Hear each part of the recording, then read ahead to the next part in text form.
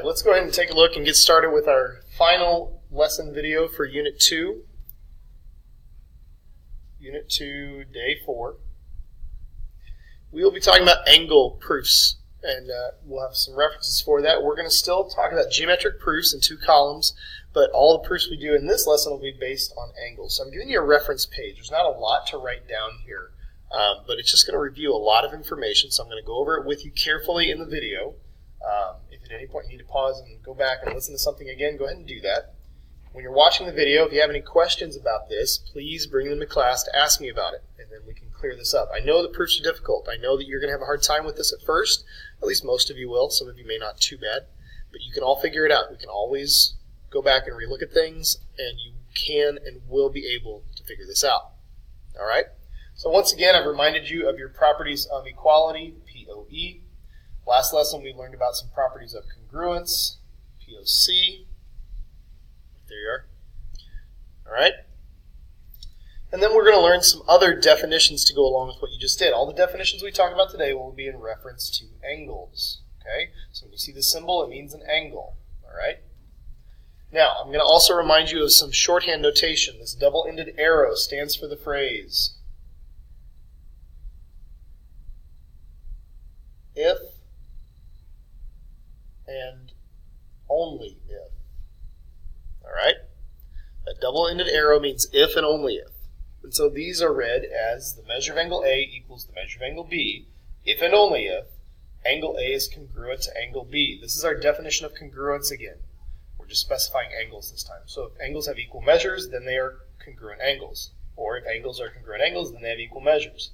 That's one we will use quite a bit. In order to substitute or to add something to both sides or to do any kind of equation work, we need to be able to change congruent angles into equal angles using this reason. Then we have the concept of an angle bisector. We say that an angle bisector divides an angle into 2 equal parts. I could write that as if and only if, but I don't have to. Anytime we use that to help us set up that 2 equations or 2 values are equal to each other because of the angle bisector, that's the definition of angle bisector.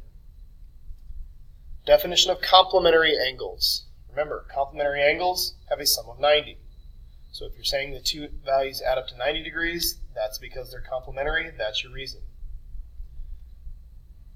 Definition of supplementary, same thing, only with 180 instead of 90. Definition of perpendicular means they form a right angle, which would also allow you to say that these 2 add up to 90, or that one angle is 90 rather, sorry. And then the definition of a right angle is that a right angle equals 90. So if you say the lines are perpendicular, that tells you that they're right angles. That's the definition of perpendicular. If you just say the measure of an angle is 90 degrees, that's the definition of right angle. You have to know the difference in these two. These are not interchangeable. Okay?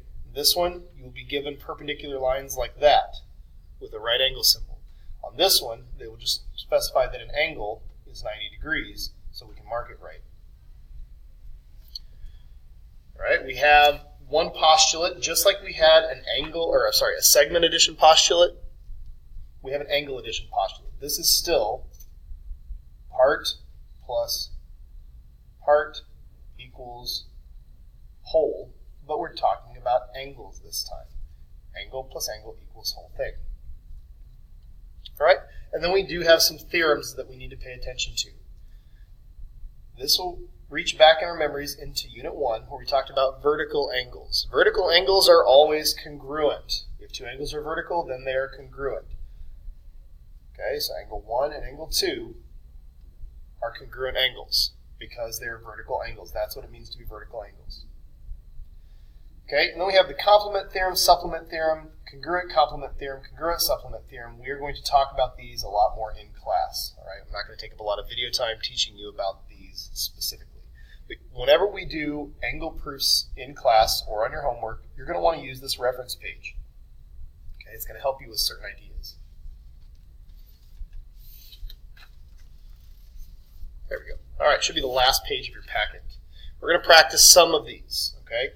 This video is going to cover some of them, but I'm going to have you try and do some of them on your own as well, and then we'll talk about the rest in class. All right. So we're going to justify each of these statements with one of the reasons we've just talked about or any that we've studied so far. Number one, if angle A is a right angle, then the measure of angle A equals 90 degrees. That's what right angles mean. That is the definition of a right angle. And that's how you can abbreviate that. Definition of a right angle. Okay? Number two, if angle X is supplementary to angle Y, and angle X is supplementary to angle Z, then angle Y and angle Z must be congruent. All right, that's one we're going to come back to. We'll do that one in class. Don't even worry about trying that one on your own. We'll come back to that one because it has something to do with those last theorems that we talked about right there. Okay, number three, angle 1 and angle 2 are given in this picture. You notice your hypothesis of the conditional statement is just a diagram. Then angle 1 has to be congruent to angle 2. Well, you'll notice that angle 1 and angle 2 are vertical angles. Anytime you're using vertical angles to say that they are congruent, it's just the angles theorem. THM period is how we abbreviate the word theorem. A theorem is a mathematical statement that we could prove using other postulates and theorems. Pythagorean theorem is one of those that you've done before, and so vertical angles theorem is the next one. If we have vertical angles, they have to be congruent. All right, if we look at number 4, we are given that two angle measures add up to 90 degrees. Then we know that they are complementary. That's what the word complementary means. If we have two angles having a sum of 90 degrees, then those two angles are complementary. Since that's what the word complementary means, our reason is the definition or meaning of complementary angles. You can write that as a reason. Okay, we are going to skip over number 5. We'll come back to that one. You try it on your own if you would like, but we'll come back to it otherwise. Okay, we are given this diagram and told if L is perpendicular. That means perpendicular. So if those are perpendicular, then angle 1 has to be a right angle. All right, and that is the definition of perpendicular. We can use our symbol. Okay, definition of what perpendicular means. Okay, I want you to try and do as many of the rest of these as you can before we come to class. Okay, wrap up our video, be a little bit shorter. We're going to do a lot more work in class, so if there's still parts of this that are a little bit confusing, that's okay. We're going to struggle through that together in class, and you guys are going to start doing a lot better with proofs.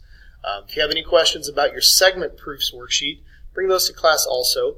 We'll talk about some things that will help you with that, and we'll do some angle proofs, and then we will be ready to start reviewing for your Unit 2 test.